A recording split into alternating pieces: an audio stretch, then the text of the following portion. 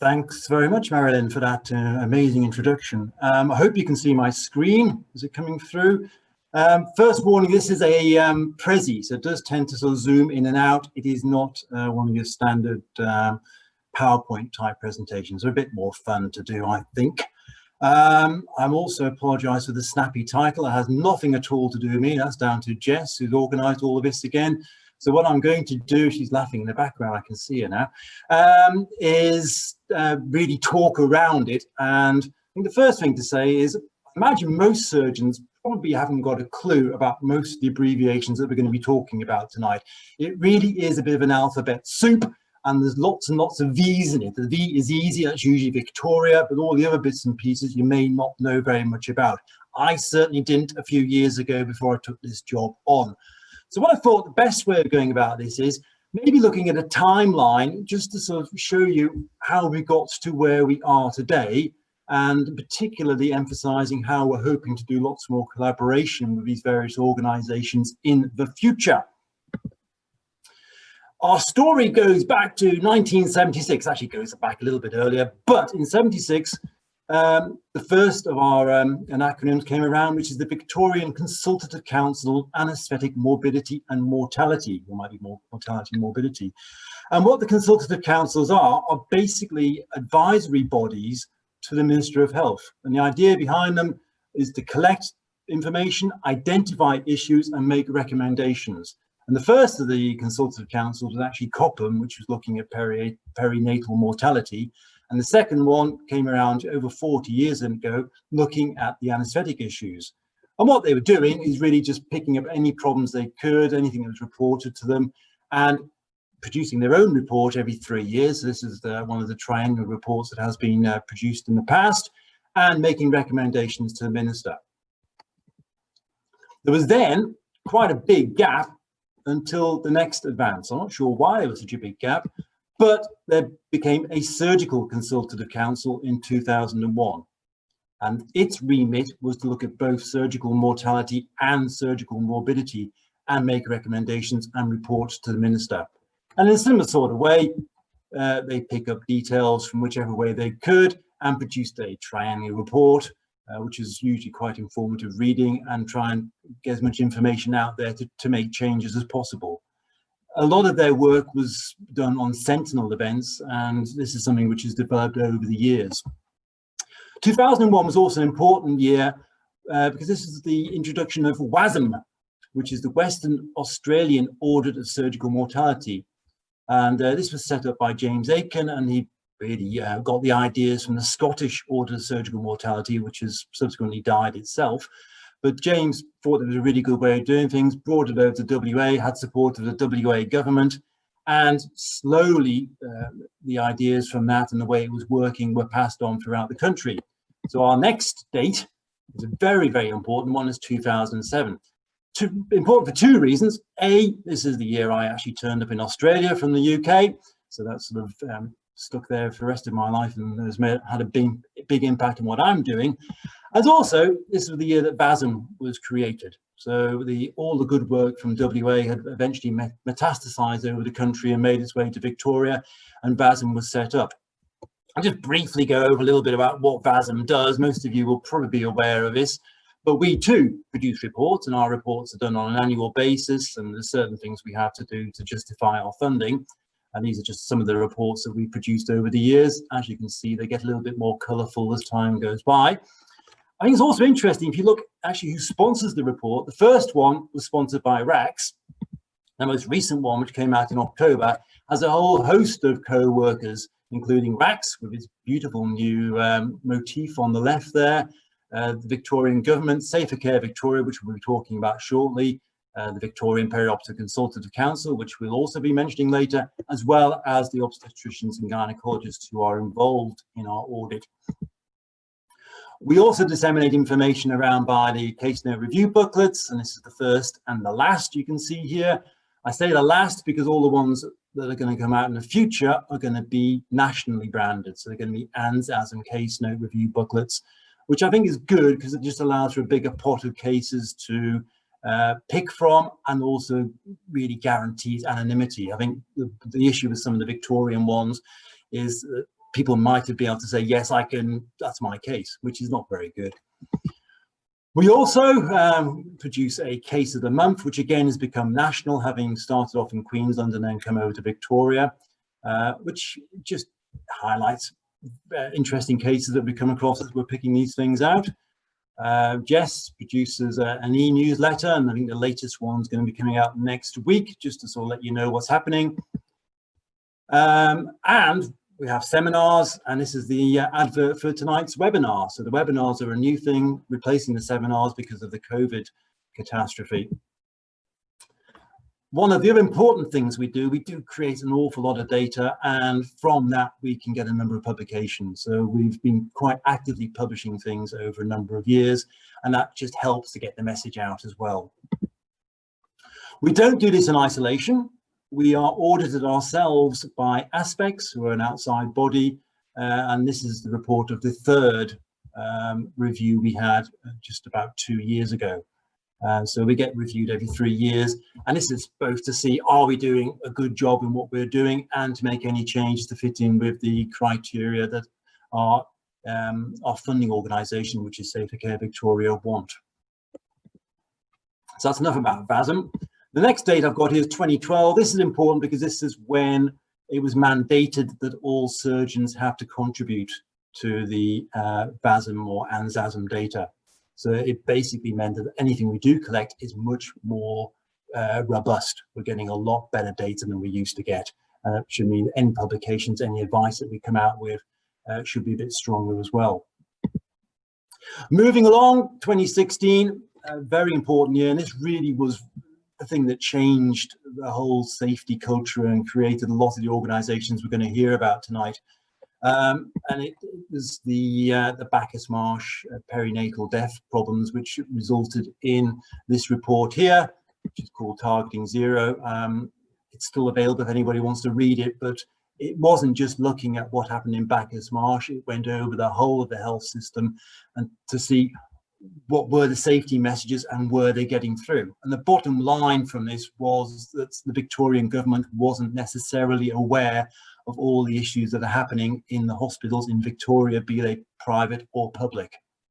So it came up with a number of suggestions, one of which is, as you can see here, setting up an Office for Safety and Quality Improvement, an OSQI. Another recommendation was to set up a Victorian Health Performance Authority. So really something to look at the data and use it in a better way than it was currently being used.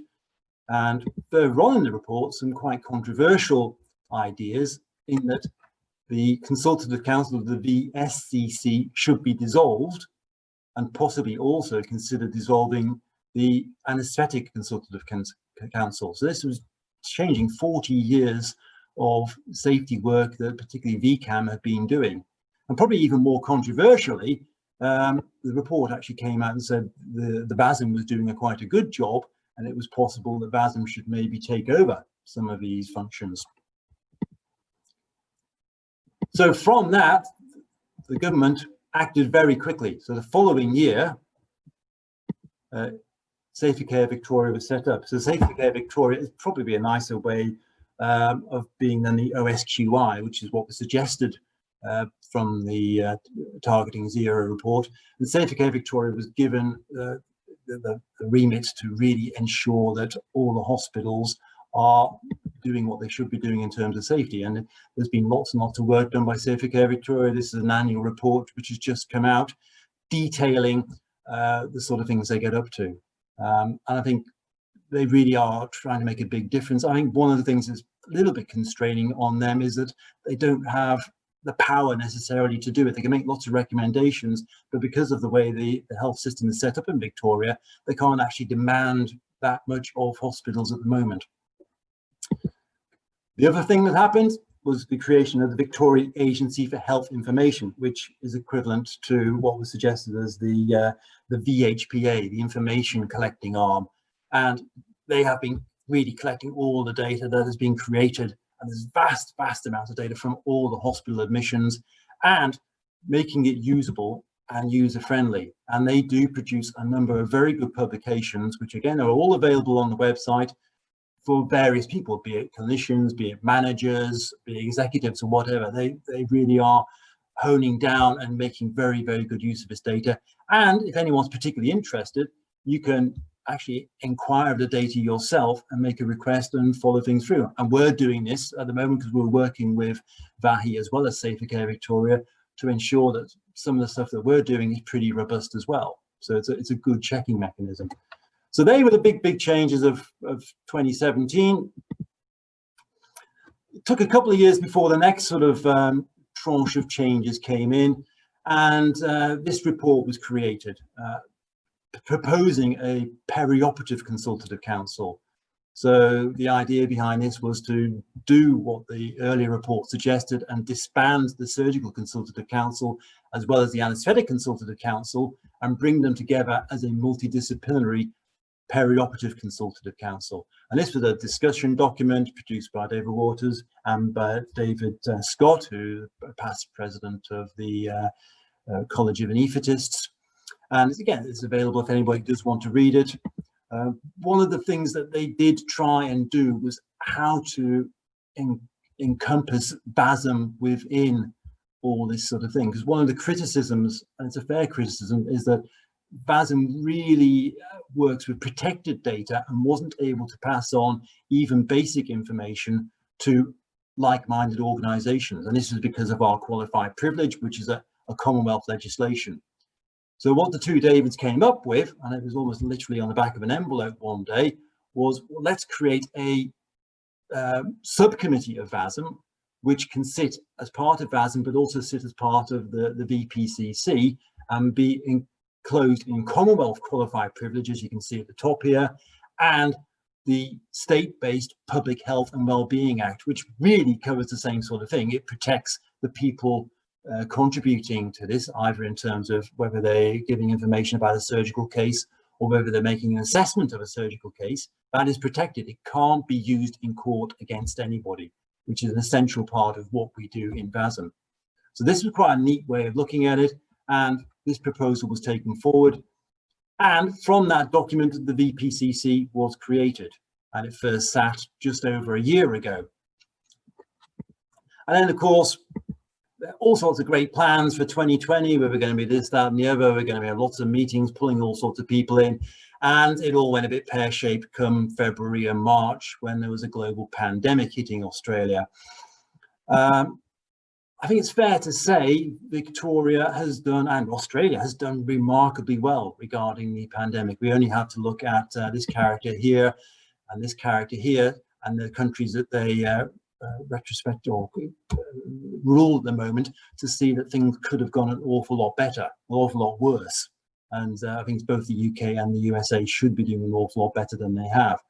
So congratulations on that, but it has made a big change on the way we work. This is the way I have worked with the VASM team ever since March. We're getting a little bit sick of Teams or Zooms. There are some benefits, a little less traveling, but it is actually nice to meet people occasionally, and I think you can bash ideas off them. But we have to deal with it, and we'll have to see how far this goes into the new year. There's also been a few casualties from the COVID situation, and it's the case that the Health and Human Services Department is going to be split up in the new year. So there's going to be the Department of Health, and the Human Services is going to be looked after by another agency. And I'm sure a lot of you will know Ewan, who was the Chief Executive of Safer Care, and he's now taken over as the Secretary of the Department of Health. So it'll be interesting to see how Ewan works within the future and whether we get any big changes in the health scene in Victoria. I suppose a lot will depend on what comes out of the report that might be released next week. It's not been all bad, though. I think it has allowed the VPCC to hit the ground running. And what was going to be 3 or 4 meetings every year for the VPCC became a weekly meeting to look at the COVID situation as it was developing and making recommendations, which are then taken to various other bodies in the health service and the government to try and coordinate the surgical response. And this is a paper that was produced in the Australian journal recently, detailing what the VPCC and various other bodies did during the first wave of the coronavirus in Victoria. So I think that helped cement the VPCC's place, and it is hopefully going to move from strength to strength from that point onwards. We've also been able to work on the qualified privilege and the communication between VASM and the VPCC and Safer Care. And this was a document we sent to the Commonwealth lawyers not so long ago, which is a modification of the diagram that appeared in that earlier paper, saying we're happy with this. Can we now get the law changed so that we can have this new group called the PCAG as part of VASM, allowing sharing of data with VPCC. And rather surprisingly, the Commonwealth came back to us and said, yeah, we're more than happy with this. We'd actually, why not just make the whole VPCC part of the Commonwealth legislation?